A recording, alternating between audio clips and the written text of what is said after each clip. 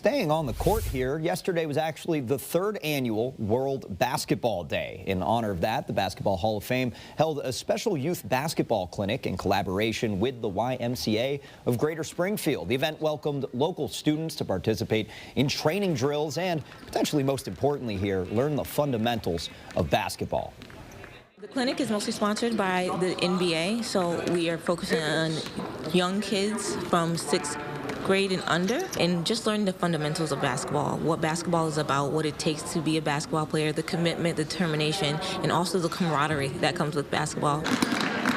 Basketball is a team sport for a reason, though, so we really wanted to highlight that during this footage that you're seeing right here, all the community and camaraderie. The event also had an appearance from special guest former NBA Rookie of the Year, Michael Carter-Williams, who had some words of advice for kids who dream of a future in basketball.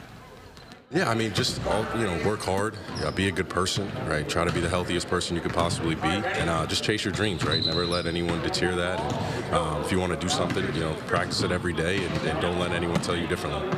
This year's World Basketball Day celebration also coincided with the 175th anniversary of the YMCA, that being the organization where the game of basketball was originally introduced back in 1891.